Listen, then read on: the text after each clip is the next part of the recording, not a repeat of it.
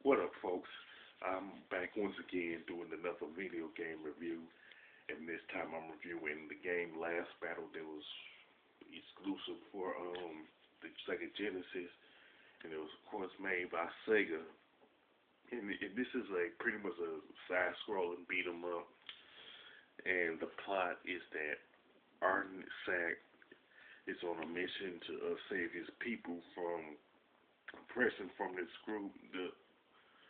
Now, far as I'm concerned, far as I know, I don't know the name of this group, but this protagonist pretty much used like martial arts to fight like a gang of ninjas. They either ninjas or samurais or something like that. But it's pretty much a gang of martial art type of guys that you fight through. And the last battle has like 4 stages or chapters that you go through, and they're divided up into sections. And these sections pretty much are set up pretty similar to Bionic Commando for the NES, where it has like blocks. That you go to the a particular block, you press like A or B, then I think you press start to start the stage. Then you play that particular section.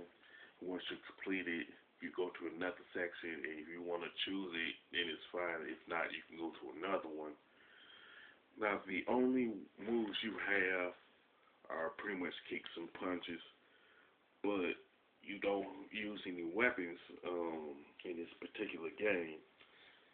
And as you proceed through the game, you meet up with different people that know you, like Gear and Allison.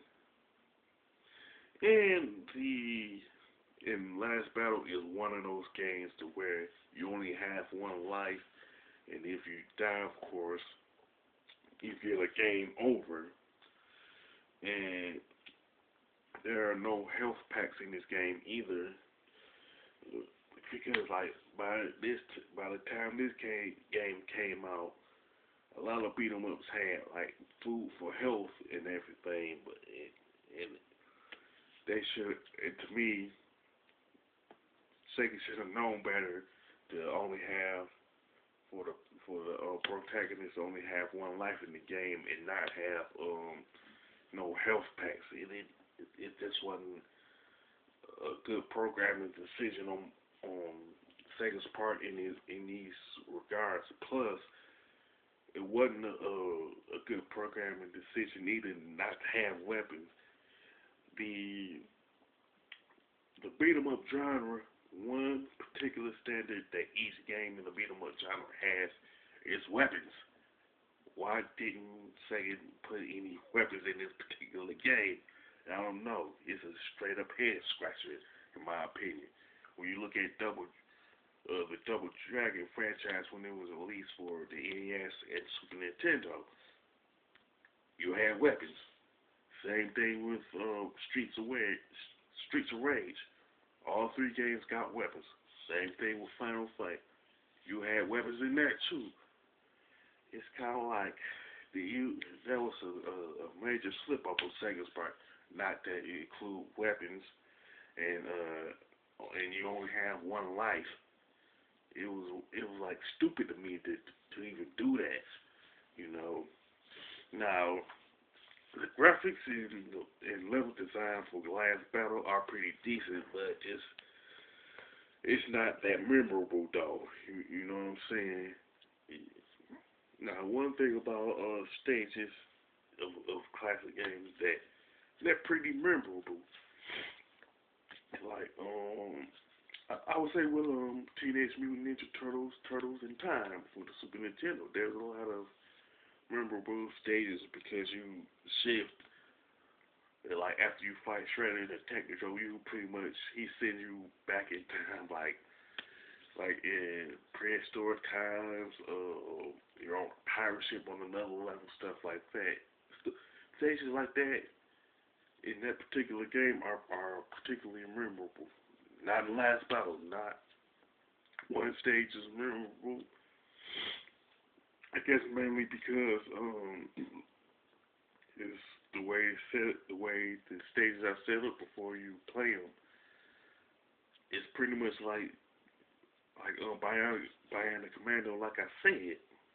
Now the gameplay is stiff, especially like with the punches and kicks. And for some reason the punches are like kind of short range, but it should have been the punches should have been like a little longer than they were, and it definitely didn't help with the fact that there's no weapons or health packs at all. And the soundtrack for the most part is pretty forgettable. You know what I'm saying? There's nothing about the soundtrack that really stands out like it would. I would say with Doom, even though it's not a beat 'em up, it's a first person shooter, but the soundtrack to Doom, especially like for the NES, I mean for the Super Nintendo, it's pretty memorable. You know what I'm saying? Even though I'm not a fan of Doom, but the bosses are harder than they need to be. You know what I'm saying? That's another issue. If you take like, I guess at least 3 or 4 hits, your behind is dead. If you fight a boss in last battle. Now, to be truthful, I would only recommend this game to any like gamer who does like a walkthrough on either like YouTube or Switch. But other than that, I would say stick to other beat 'em ups like Golden Axe and the Streets of Rage trilogy on Sega Genesis, or say the Final Fight trilogy and Batman Returns on the Super Nintendo.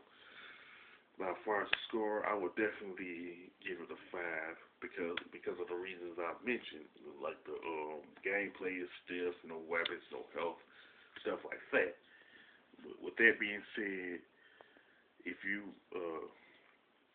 play this game and you feel the same way as I do about it, you can mention it in the comment section. If you like this review of The Last Battle for Sega Genesis, like it. You can share it on like YouTube. Well, not necessarily YouTube, but like Facebook or Twitter or something like that. And don't forget to subscribe. This is your boy Big Metroid Fan 12 signing off.